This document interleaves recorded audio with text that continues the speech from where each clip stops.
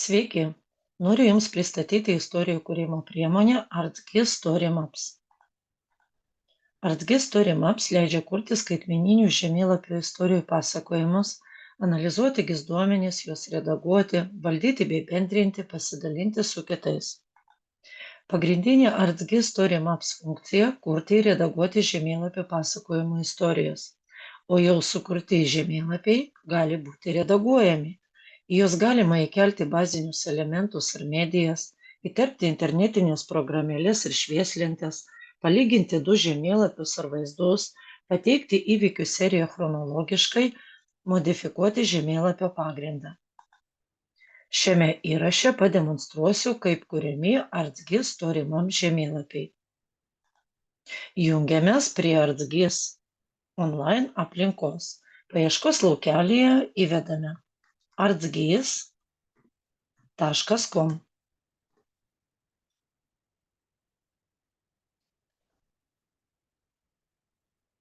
Atsidarė ArtGIS online aplinka. Spaudžiame mygtuką prisijungti. Įvedame ArtGIS prisijungimo duomenis, naudotojo vardą ir slaptažodį. Spaudžiame mygtuką prisijungti.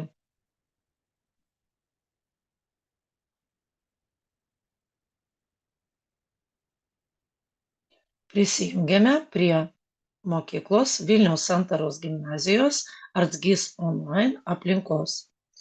Paspausdami viršutinėme kairiajame kampe simbolį pradžia, jūs matysite Vilniaus Santaros gimnazijos pagrindinį langą.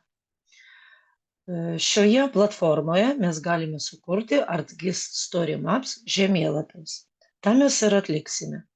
Viršutinėje įrankių juostoje jūs ieškote 9 taškų simbolį.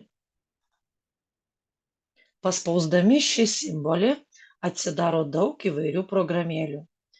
Šiandien mes dirbsime su ArtGIS Story Maps programėle.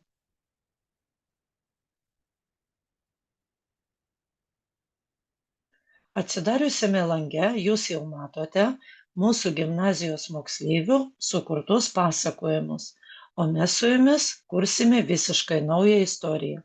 Todėl viršutinėme dešinėjame kampe spaudžiame mygtuką Nauja istorija. Paspausdami mygtuką Nauja istorija atsidaro pasirinkimai. Mes galime kurti mūsų pasakojimą nuo pradžių, galima pasirinkti struktūruotą sritį, ir kurdami tokį pasakojimą mes matysime žemėlapį, o kairėje pusėje aprašymą tam tikrų objektų galėtume įterpti. Arba mes galime pasirinkti interaktyvų žemėlapio turą, į kurį įkelsime žemėlapį, įrašo vaizdą arba paveikslėlį ir aprašymą, arba žemėlapio turą, kur viename žemėlapyje mes galime sužymėti daug įvairių objektų pagal mūsų poreikį. Aš kursiu savo pasakojimą ir parodysiu jums, tai kaip yra daroma nuo pradžių. Todėl spaudžiu šį mygtuką pradėti nuo pradžių. Paleidžiama pasakojimo kūrimo priemonė. Ir mes patekome į ArtGIS Story Maps redagavimo aplinką. Mus prašo sukurti pasakojimo pavadinimą. Mano pasakojimo pavadinimas - Lietuvos lankytinos vietos. Virš pavadinimo viršutinėme dešinėjame kampe yra mygtukas pridėti antraštės vaizdą arba vaizdo įrašą. Spaudžiame šį mygtuką. Atsidariusiame lange prašo pridėti paveikslėlį arba vaizdo įrašą. Noriu jūs įspėti, kad pirmajame lange pridėti vaizdo įrašo ši funkcija yra užblokuota ir nepalaikoma, todėl čia mes galime įkelti tik paveikslėlį. Paveikslėlį mes turime arba paruošti iš anksto, arba ieškoti internete. Aš tai ir pabandysiu padaryti ir jums pademonstruosiu, kaip tai yra atliekama. Keliaujame į internetą, įvedame paieškos laukelį, pavyzdžiui, vieno iš lankytinų objektų Vilniaus pavadinimą, spaudžiame vaizdai ir ieškome vaizdų apie Vilnių. Pasirenku mane dominantį vaizdą. Spaudžiu su dešiniuoju pelės klavišu pasirinktą nuotrauką, pasirenku pavadinimą įrašyti vaizdą kaip ir šį vaizdą išsaugau savo darbalaukyje. Patvirtinu, išsaugoti. Tuomet grįžtu į savo žemėlapį ir spaudžiu mygtuką naršyti savo failus. Tarp savo visų failų, o mano atveju darbalaukyje, pasirenku išsaugotą paveikslėlį ir spaudžiu patvirtinti, atidaryti. Įkeliamas paveikslėlis, o aš patvirtinu apačioje mygtuką paspausdama pridėti. Paveikslėlis, kaip jūs matote, įkeliamas į mūsų pasakojimą. Šį paveikslėlį aš galėčiau pakeisti arba pašalinti, todėl, kad virš paveikslėlį jūs matote 3 simbolių įrankių juostą ir ant 3 taškelių paspaudžiu ir man leidžia pakeisti vaizdą arba jį pašalinti, o šis krumpliaratis leidžia išdėstyti mano paveikslėlį norimoje vietoje, koreguoti to paveikslėlio centrą. Aš galiu jį patraukti arba aukščiau, arba nukelti žemiau. Ir ties viduriu aš paliksiu ir patvirtinu įrašyti. Taigi, mes įkėlėme mūsų pasakojimo pirmąjį paveikslėlį. Važiuojame šiek tiek, nusikeliame žemiau, po pavadinimu mus prašo pridėti trumpą pristatymą arba paantraštę. Bet kadangi šis laukas nėra privalomas, aš jį paliksiu tuščią. Matau, kas kuria žemėlapį, kad tai yra juodraštinis variantas, o vėliau papasakokite savo istoriją su plius simboliu. Spaudžiu plius simbolį ir atsidaro įrankių juosta, kurioje yra 3 pagrindinės įrankių grupės. Baziniai įrankiai, tekstas, mygtukas, skyriklis, kodas ir lentelė, medijos, žemėlapis, paveikslėlis, atvaizdų galerija, vaizdai, garsai, aš galiu įrašyti garsų įrašą, įterpti nuorodą arba, kaip matote, kažkokią lentelę, slinkti ir laiko juostą ir fiksuotas struktūruotas sritis arba žemėlapio turas.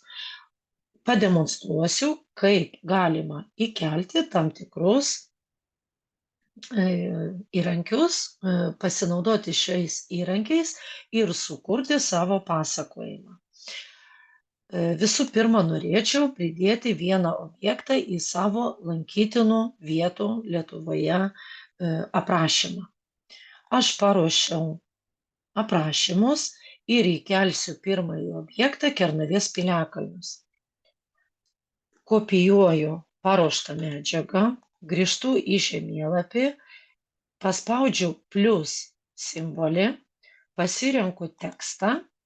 Atsirado, kaip jūs matote, prie plius ženklų pulsuojanti tokia rodiklytė ir šioje vietoje įterpiu nukopijuotą pavadinimą ir to objekto aprašymą. Kągi mes dar galime daryti su šiuo objektu ir jo aprašymu. Jeigu aš išryškinu šį pavadinimą, tai jūs matote, kad po pavadinimu atsirado dar viena įrankių juosta,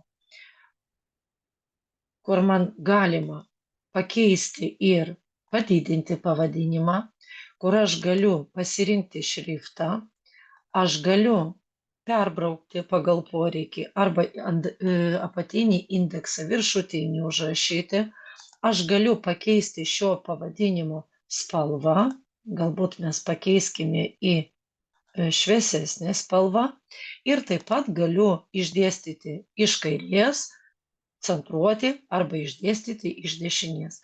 Pasirenku centruoti ir matote, kad pasikeitė pavadinimas, taip kažkodėl nepasirinkta spalva. Dar kartą pasirinkame, taip pasikeitė spalva. Gerai, toliau mes tą patį galime atlikti ir su tekstu. Pagal poreikį, aišku. Jeigu aš paryškinu tekstą, tai jūs matote, kad po tekstu atsirado ta pati įrankių juosta. Šiuo atveju aš centruosiu tekstą ir paryškinsiu. Taigi aprašymą apie vieną iš objektų mes įdėjome. Kaip jūs matote, iš kairės pusės nuolat tas plius ženkliukas, kai aš judu per puslapį, jis atsiranda. Ir bet kurioje vietoje aš galiu papildyti savo žemėlapį papildomų elementų arba jį pašalinti. Aš leidžiuosi šiek tiek žemiau, dar kartą spaudžiu plius ženkliuką ir dabar pasirinksiu iš medijų ir įterpsiu į savo žemėlapį vaizdo įrašą.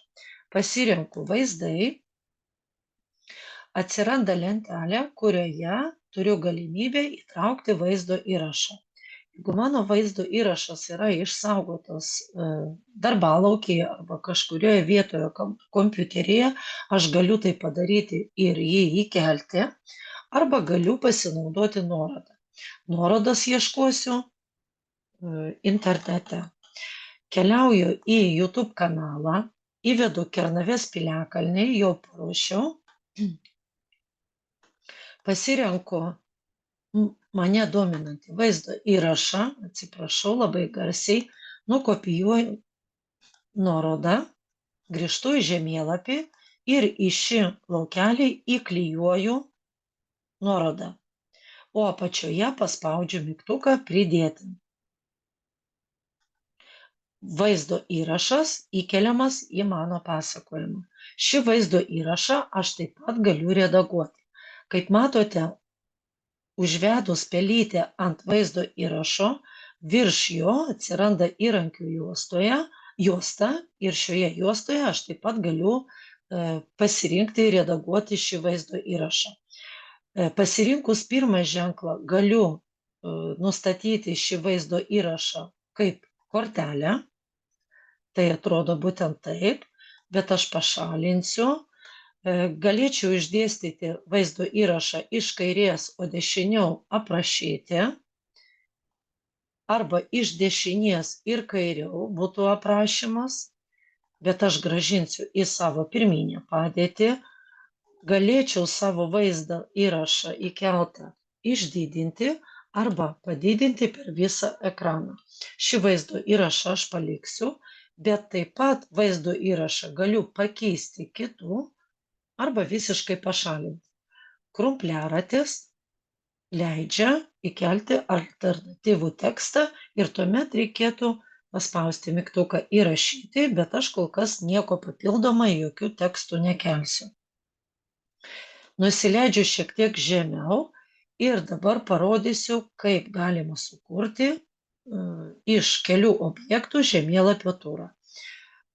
Spaudžiu plius simbolį, pasirenku iš trečios kategorijos įrankių žemėlapio turą, atsidaro langas, kuriame klausiama, kaip norėtumėte sukurti turą. Aš spaudžiu ir pasirenku pradėti nuo pradžių. Atsidariusioje lentelėje galima pasirinkti, kaip atrodys mano žemėlapis. Ar jis labiau bus orientuotas į mediją, ar labiau orientuotas į žemėlapį ir mano pasakojimas atrodys būtent tokiu būdu, kaip sąrašas arba tinkleliu. Aš pasirenku orientuotas į žemėlapį ir apačioje spaudžiu mygtuką atlikti.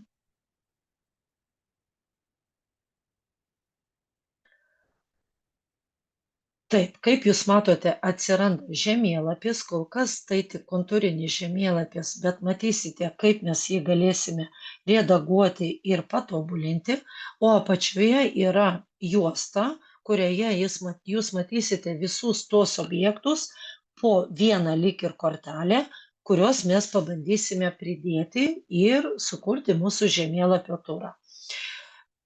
Kaip patarimas čia mums nurodoma, kągi mes turime atlikti ir kokius laukus užpildyti. Pirmas laukas - pridėti paveikslėlį arba vaizdo įrašą. Aš įkelsiu ir mano žemėlapio ture pirmas objektas bus mano Kernavės piliakalnį. Kai paspaudžiu, jūs jau matote, pridėti paveikslėlį arba vaizdo įrašą šį mygtuką, atsiranda mums pažįstama jau lentelė, į kurią aš galiu įkelti paveikslėlį arba vaizdo įrašą. Aš įkelsiu dar vieną paveikslėlį. Tam keliauju ir internete, ieškau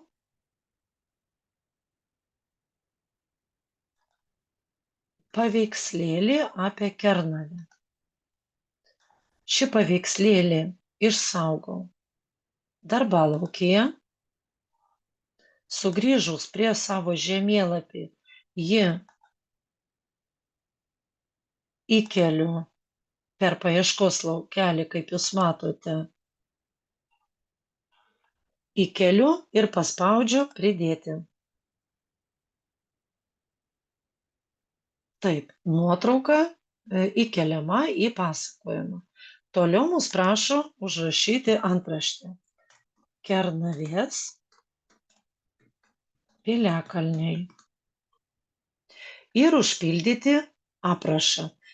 Aprašas nėra privalomas, bet aš paruošiau dar vieną aprašymą ir pademonstruosiu, kaip tai atliekama. Įkopijuoju, grįžtu prie žemėlapio ir įkeliu. Matau vaizdą, paveikslėlį, pavadinimą antraštės ir aprašymą. Ir slenkant žemiau, manęs dar prašo redaguoti padėtį. Nes žemėlapyje atsirado automatiškai, kaip matote, bet jeigu šis laukas neužsipildytų ir jo nebūtų, taip, tai mes galėtume redaguoti. Pademonstruosiu, kaip tai atliekama ir kaip ieškomi būtent taškai žemėlapyje. Įrašau Kernavės piliakalniai, piliakalnės, taip, Kernavės archeologijos ir istorijos muziejus, Kernavės miestelis, tai žinome, kad Kernavės piliakalniai yra šiame miestelėje, pasirenku, taip, ir šis taškas būtent ir yra ta vieta, kurioje yra Kernavės piliakalniai. Pakeičiu mastelį ir matysiu, kurgi tas taškas yra Lietuvoje. Galiu paimti su pelyte ir slinkti žemėlapį arba į kairę, arba į dešinę pusę, nes mes atsimename, kad mūsų pasakojime iš kairės pusės bus aprašymas su vaizdu, o žemėlapį mes matysime iš dešinės pusės. Toliau mes galime užpildyti didinimo lygį. Jeigu mes paliekame naudoti žemėlapio turo nustatymą, tai automatiškai bus nustatytas, kaip ir yra tokia funkcija, adaptuotas, o aš paimsiu ir nustatysiu tokį, būtent koks man reikalingas. Tai aš pakeičiu mastelį ir pasirenku savo mastelį. Patvirtinu, apatinėme dešiniajame kampe, spaudžiant mygtuką, atlikta. Kaip jūs matote, mano taškas yra žemėlapyje, aš matau aprašymą objekto ir jo vaizdą. Dabar pademonstruosiu, kaip yra redaguojami žemėlapiai, nes kontūrinis žemėlapis man nėra gražus. Virš žemėlapio jūs matote pieštuką ir krumpliaratį.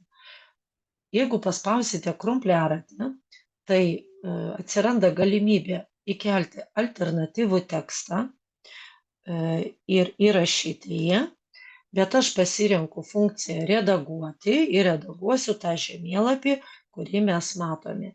Taigi mes matome kontūrinį žemėlapį ir norėčiau pakeisti to žemėlapio pagrindą. Todėl kairėje pusėje įrankių juostoje jūs pasirinkti pagrindo žemėlapį. Paspaudžiate, atsiranda įrankiai, į kokius mes galėtume pakeisti mūsų žemėlapį. Aš pasirenku vaizdai mišrus, spaudžiu ant šio pagrindo ir jūs matote, kaip pasikeitė mano žemėlapis. Tačiau mano taškas žemėlapyje susiliejo, kadangi jis yra mėlynos spalvos, susiliejo su pačiu žemėlapiu. Todėl kairėje pusėje įrankių juostoje nustatysiu kitą taško spalvą. Pasirinksiu galbūt šviesesnę, ryškesnę spalvą, kad mano taškas tikrai matytųsi žemėlapyje. Ir dar pademonstruosiu, kad tokį 2D žemėlapį mes galime pakeisti į 3D žemėlapį. Atsiranda, spaudžiant ant 3D mygtuko, gaublys, kuriame mes matome mūsų pirmąjį tašką. O kairėje pusėje apatinėme kampe galime taip pat pasirinkti didinimo lygį – automatinį arba adaptuotą. Aš pasirinksiu adaptuotą ir matysiu tą žemėlapį ir tuo masteliu, kurį aš sukūriau. Tuomet dešiniajame apatinėme kampe mes patvirtiname visus savo redagavimus. Spaudžiame mygtuką atliktą. 3D vaizdas yra įkeliamas į mūsų pasakojimą. Ir čia mes matome labai gražų 3D vaizdą, kurį mes galime priartinti arba nutolinti. Tokiu būdu į savo žemėlapio turą mes galime pridėti ne vieną objektą. Dar pademonstruosiu vieną objektą, kad jūs matytumėte, kaip kuriamas žemėlapio turas. Dešiniajame apatinėme kampe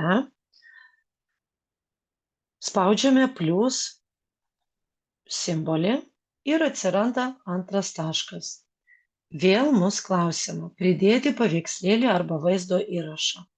Aš įkelsiu nuorodą apie antrąjį objektą. Tai bus Kryžių kalnas. Pasirenku,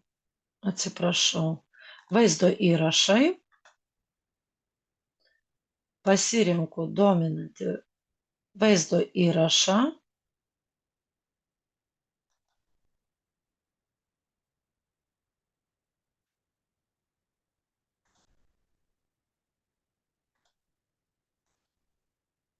kopijuoju nuorodą, grįžtu į žemėlapį,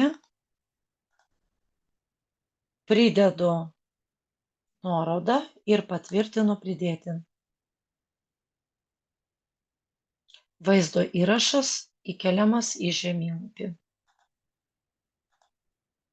Taip, dabar užrašome antraštės pavadinimą ir aprašymą. Aprašymą taip pat aš paruošiau iš anksto, jį kopijuoju ir įkeliu į žemėlapį. Dabar lieka pažymėti Kryžių kalną mūsų žemėlapyje. Žemiau spaudžiu simbolį pridėti vietą, atsidaro mūsų žemėlapis 3D tipo, o viršutinėme dešiniajame kampe įrankių juostoje aš galiu įrašyti ir ieškoti šį objektą. Galiu tai atlikti ir savarankiškai, jeigu labai tiksliai žinau, kurioje vietoje yra Kryžių kalnas. Aš bandysiu jį surasti per paieškos laukelį. Kryžių kalnas. Tai yra Šiaulių rajonas. Patvirtinu pavadinimą. Taip. Ir pridedu į žemėlapį. Jau turiu 2 taškus savo žemėlapyje. Tokiu pat būdu nustatau pasirinktą mastelį. Gal šiek tiek padidinkime.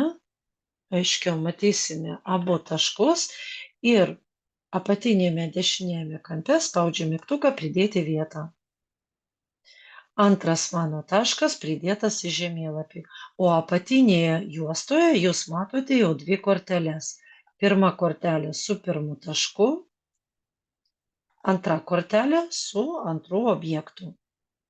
Tokiu būdu mes galime sukurti ir į mūsų žemėlapio turą įkelti labai daug objektų. Kai mūsų žemėlapis ir pasakojimas jau paruoštas, tuomet viršutinėje įrankio juostoje reikia pasirinkti mygtuką publikuoti, jį paspausti ir atsidaro langas su publikavimo parinktimis.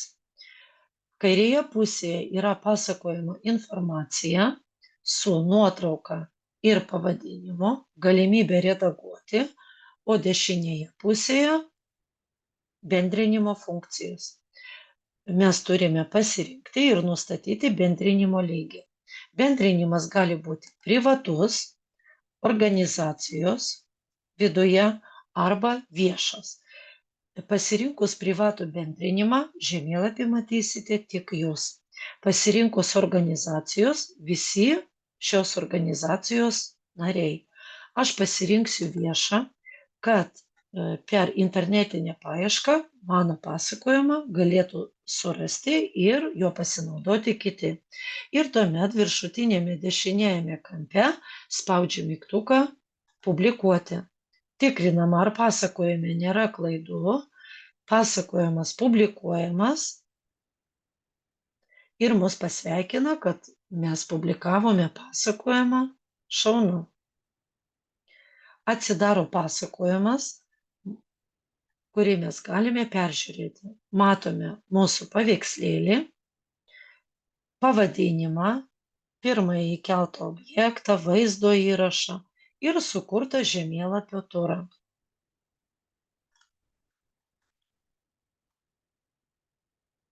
Jeigu aš norėčiau papildyti savo pasakojimą, tuomet viršutinėme dešiniajame kampe ieškau 3 taškelių simbolį, jį paspaudžiu ir pasirenku funkciją redaguoti pasakojimą.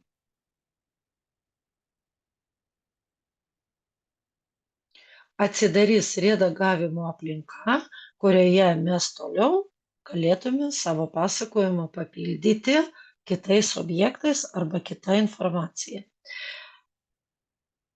Aš uždarysiu savo pasakojimą ir pademonstruosiu, kaip ArtGIS online aplinkoje, kai jūs prisijungsite kitą kartą, norėsite demonstruoti arba papildyti savo jau sukurtą pasakojimą, jį redaguoti, kaip jį surasti būtent šioje aplinkoje. Tai kai atsidaro pradinis, pagrindinis mūsų gimnazijos langas, ieškoti pasakojimo jūs turite turinyje. Spaudžiate viršutinėje įrankio juostoje simbolį turinys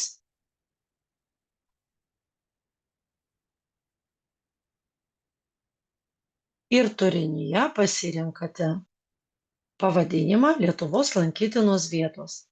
Kairėje pusėje matysite aprašą, kada elementas atnaujintas, visą aprašymą šio elemento ir apatinėme kampe matysite pavadinimą žiūrėti pasakojimą. Spaudžiame šį pavadinimą, atsidarys mūsų jau sukurtas pasakojimas.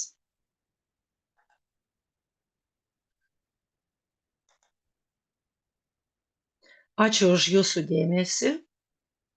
Kviečiu kurti ArtGIS Story Maps žemėlapius, būti kūrybingiams ir išradingiams.